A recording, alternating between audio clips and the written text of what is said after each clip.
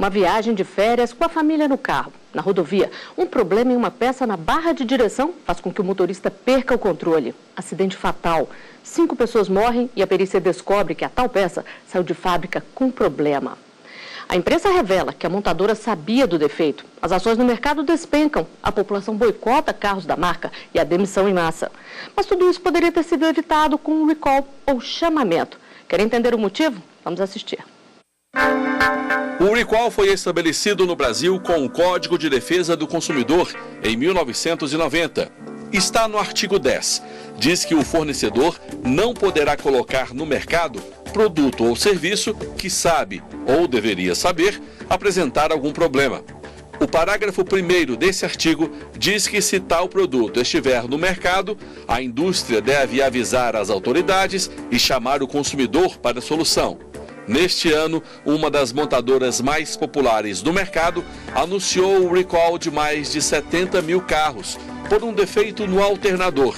Em casos extremos, o automóvel pode desligar o motor repentinamente. E vamos ver agora onde esse assunto se encaixa no artigo 5º da Constituição. A nossa Constituição estabelece que o Estado tem de promover, na forma da lei, a defesa do consumidor. O nosso exemplo é de um caso bem comum relacionado aos carros. Mas será que o recall vale para qualquer outro produto? É o que nós vamos descobrir agora com o coordenador de Consumo, Seguro e Saúde do Ministério da Justiça, Gabriel Reis, e com o advogado de Direito Civil e de Direito do Consumidor, Fernando Assis Bontempo. Muito obrigada por aceitarem o nosso convite e virem ao artigo 5º. Doutor Fernando, vamos começar esclarecendo então. Que tipo de produto pode passar por um recall? Bem, qualquer produto que venha a representar algum risco efetivo de segurança ou à saúde dos consumidores em geral, poderão sim ser submetidos ao processo de recall. Carros são apenas os mais comuns? Sim, aparentemente é aquilo que a gente está mais acostumado a ver, mas com certeza todo e qualquer tipo de produto que é lançado no mercado de consumo com característica nociva poderá ser submetido ao recall. E o que é preciso para poder surgir um recall de algum produto, doutor Gabriel? O recall, como apresentado há pouco, tem a ver com a proteção da vida, saúde e segurança do consumidor, que é o primeiro dos direitos básicos do consumidor, assim descrito no Código de Defesa do Consumidor. Então, para que haja um recall, é preciso que um produto tenha um defeito.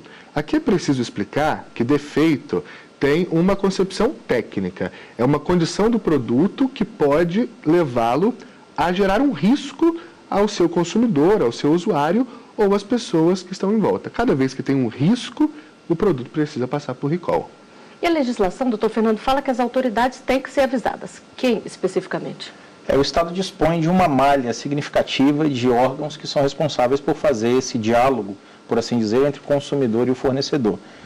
Tanto em âmbito federal quanto no âmbito estadual, as promotorias de defesa do consumidor, o PROCON, assim como também o próprio Ministério da Justiça, pela Secretaria Nacional de Defesa do Consumidor, são os grandes responsáveis por fazerem a efetiva publicidade desse fato e cobrar e fiscalizar que o recall seja de fato cumprido nos termos regulamentados pela portaria do Ministério da Justiça. E esse procedimento tem que ser autorizado pelo Ministério da Justiça, doutor Gabriel? Não. Inclusive, é melhor que ele não precise passar por isso. Quer dizer, quando a própria empresa descobre que o seu produto tem algum tipo de risco, tem algum tipo de defeito, é uma obrigação dela iniciar o recall. Ela deve comunicar aos órgãos, mas não obter o aval desses órgãos para fazer o procedimento de recall. Inclusive, quanto mais rápido, quanto mais cedo ela realiza o recall, melhor. Afinal de contas, nós estamos falando da saúde, da segurança do consumidor que tem aquele produto. Menos danos podem ser causados, né? Com certeza. Então, no recall, a palavra imediatamente, o tempo conta bastante. Quanto menos, melhor. Agora, doutor Fernando, nós estamos falando aqui uma coisa quando o produto é nacional. E quando é um produto importado, como é que funciona? A aquisição de produtos importados que não tenham uma representação no país especificamente, ela traz consigo essa dificuldade maior ao consumidor. Porque, obviamente, ele tem um caminho muito mais árduo, muito mais complicado de se alcançar aquele que de fato responde pelo produto que foi adquirido. E nesse aspecto, existe ainda uma outra peculiaridade que é, de certo modo, os conflitos ou embates entre soberanias, entre regulamentações, legislações diversas estabelecidas entre o governo brasileiro e a legislação brasileira e a legislação estrangeira. Então, sempre que a gente vai no exterior, a gente tem essa tendência de querer comprar produtos, até por serem mais sofisticados, mais interessantes, mas ao fazer isso sem haver uma correspondente, uma representação aqui no país, a gente corre um risco muito grande de ter lesões ou ter debates e não ter com quem falar.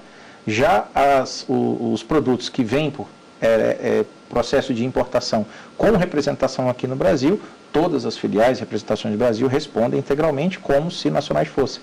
Aí elas precisam necessariamente se adequar à legislação nacional e dar efetivo cumprimento à norma.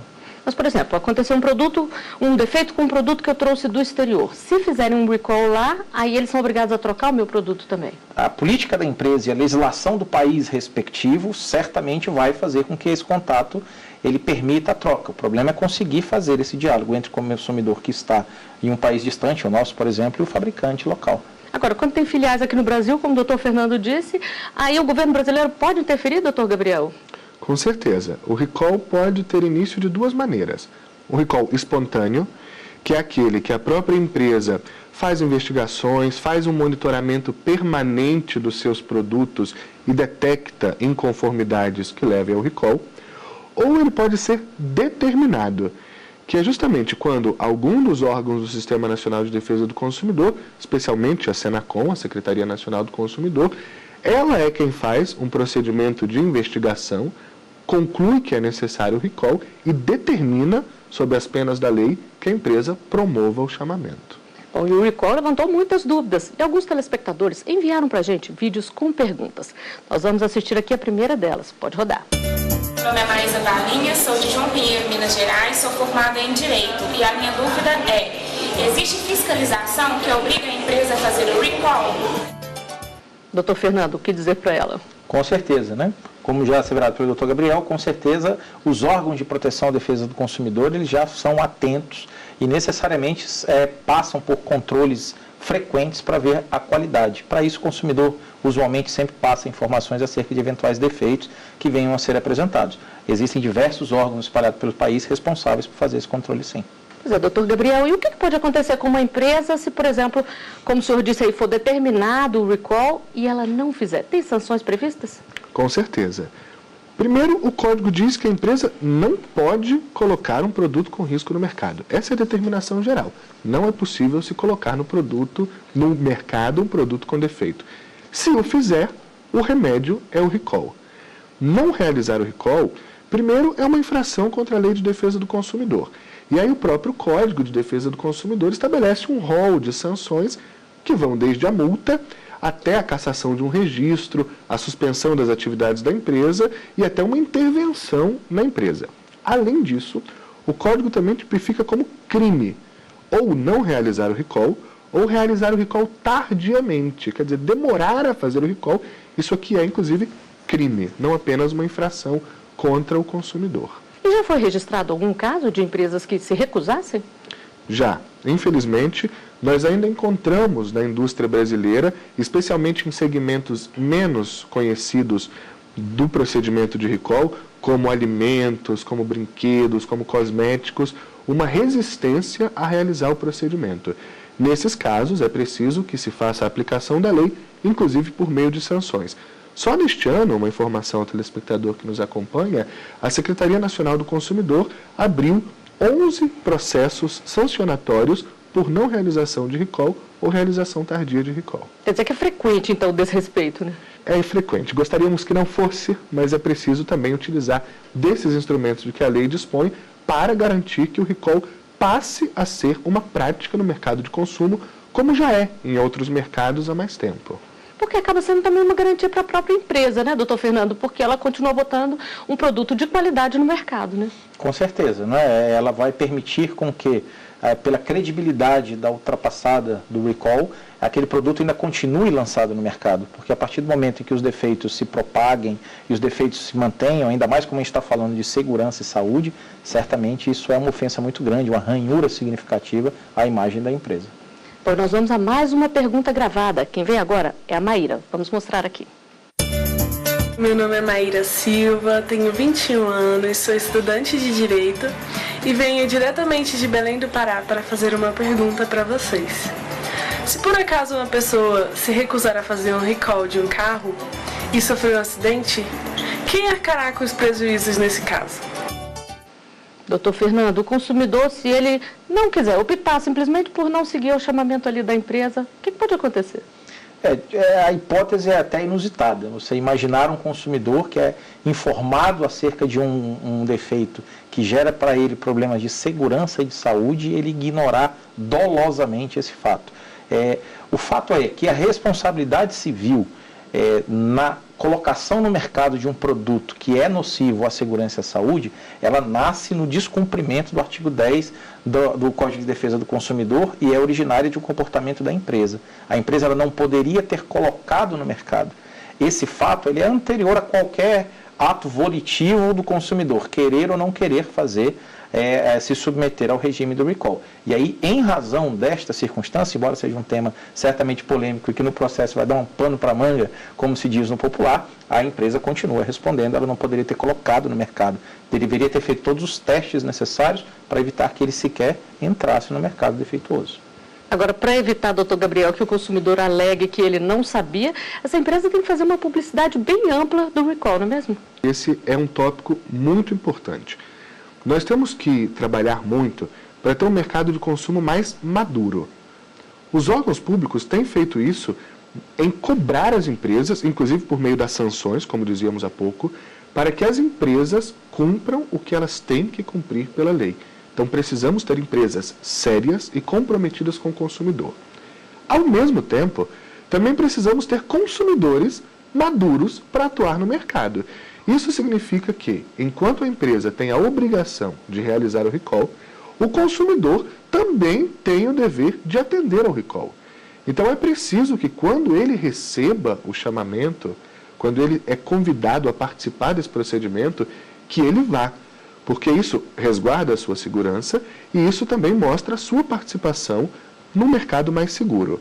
Em relação à questão da publicidade, esse é um ponto central do recall. O recall tem basicamente duas funções. Uma, retirar o risco do mercado, é o principal. A outra função é comunicar à coletividade de que há um problema. Até porque, normalmente, um problema num produto não afeta só o seu proprietário, não afeta só uma pessoa. Afeta a sua família, afeta um número indeterminável de pessoas. Então é preciso comunicar. O código determina que essa comunicação tem que ser feita em rádio, TV e jornal, não um ou outro, mas em todos. E além disso, nós temos também cobrado das empresas que usem de outros meios de que elas disponham para fazer essa comunicação, especialmente a internet e as redes sociais. Assim, todo mundo fica avisado, né? Todo mundo fica avisado. Bom, e o artigo 5º volta daqui a pouco, depois do intervalo. Aguarde aí.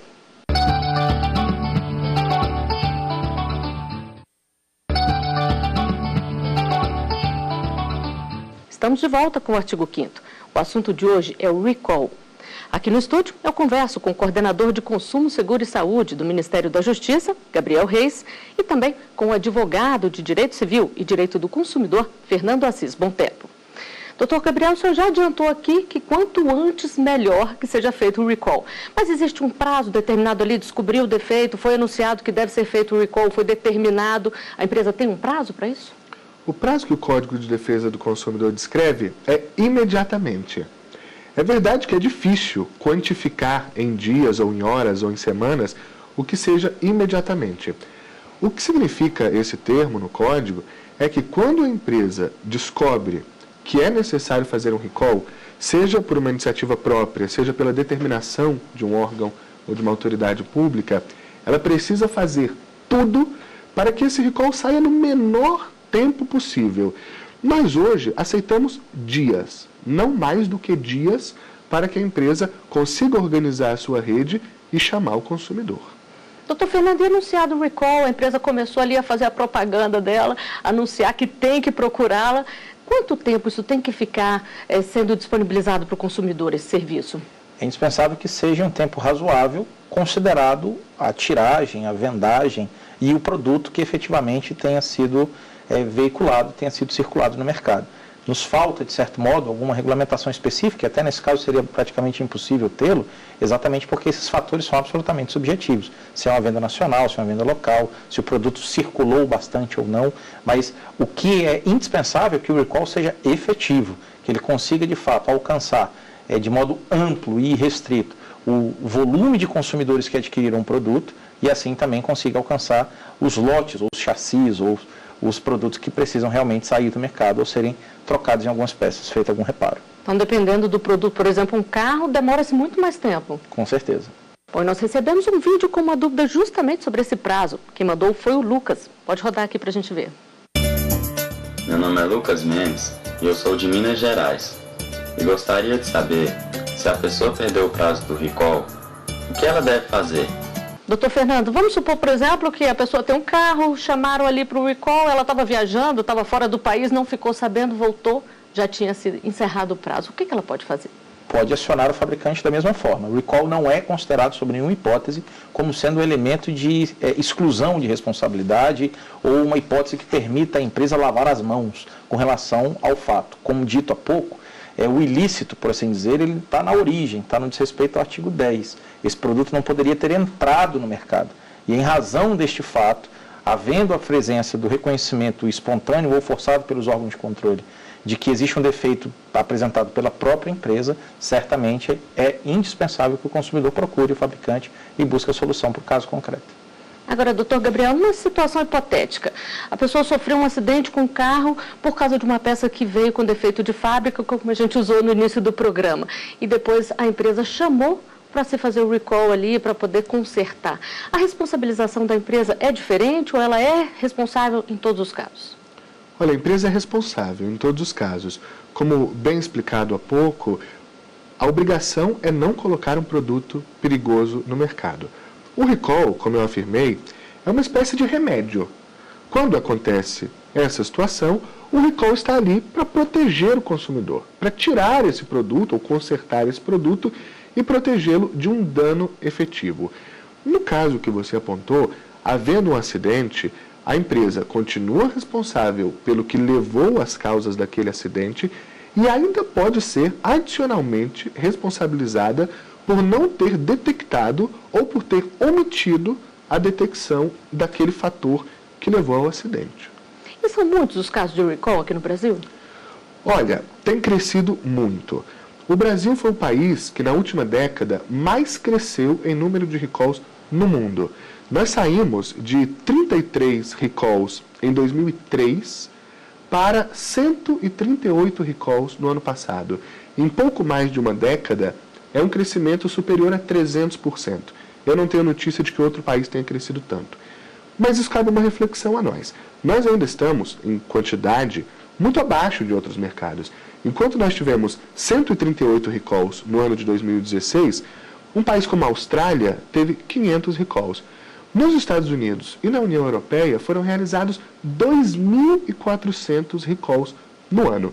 Então, nós temos crescido, tem sido um crescimento significativo e percebido pelo consumidor e pela sociedade, mas ainda há um caminho longo a percorrer aqui no Brasil.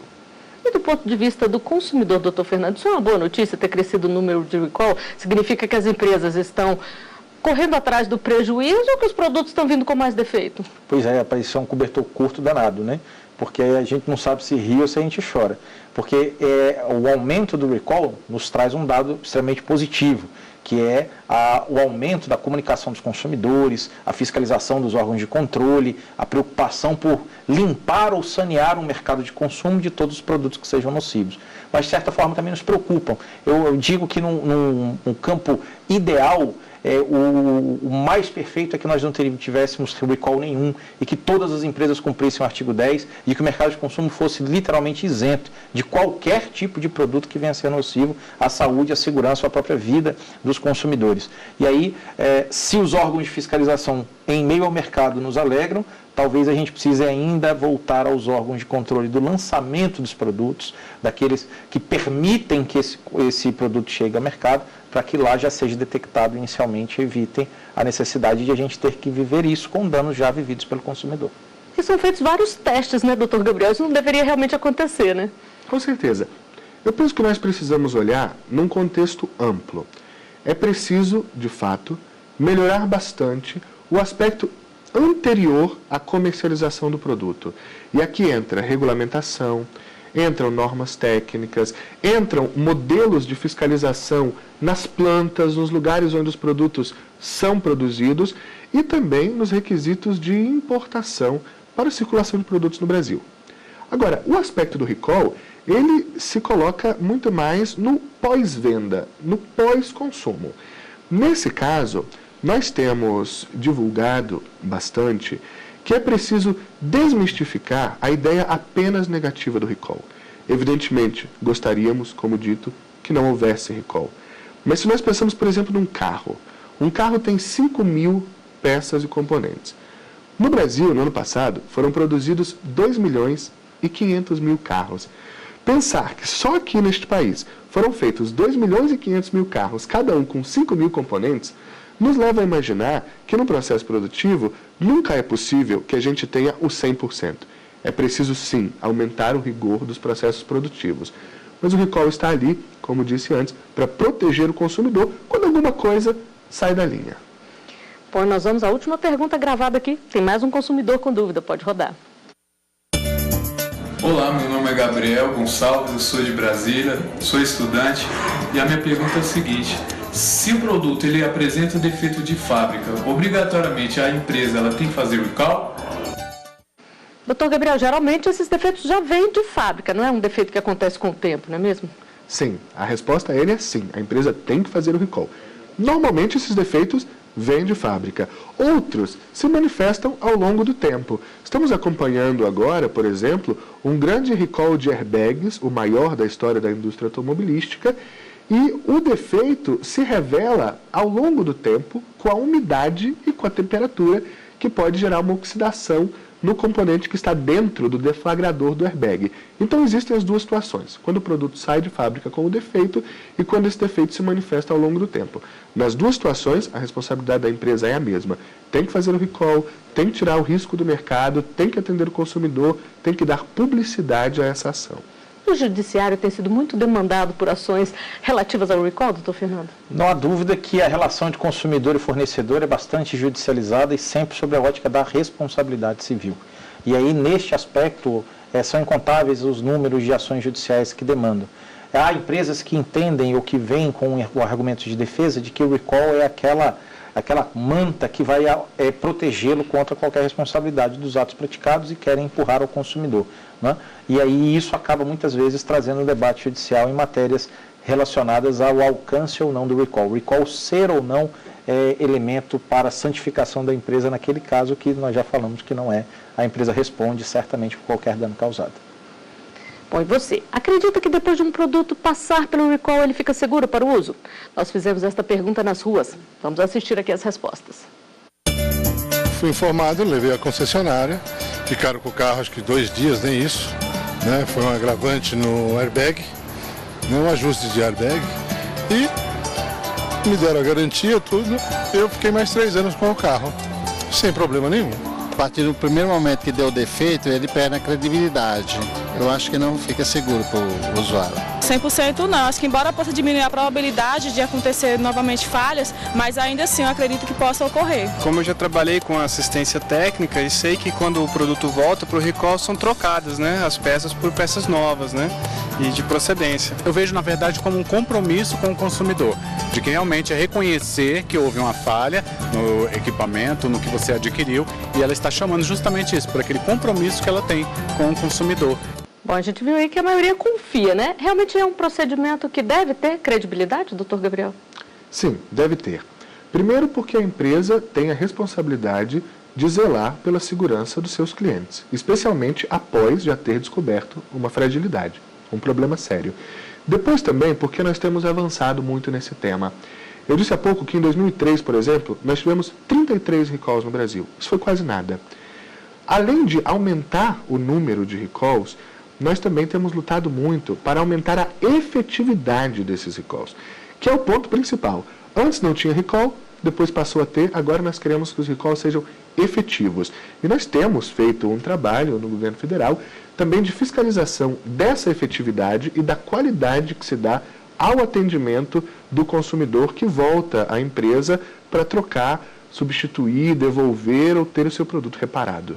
O consumidor tem que ficar atento e exigir os direitos deles, né, doutor Fernando? Sempre, com certeza. O consumidor é o grande termômetro do mercado, ele é aquele que é capaz efetivamente de movimentar a economia através do consumo efetivo e precisamos estar sempre atentos àquelas empresas que de fato são merecedoras do nosso dinheiro, do nosso investimento.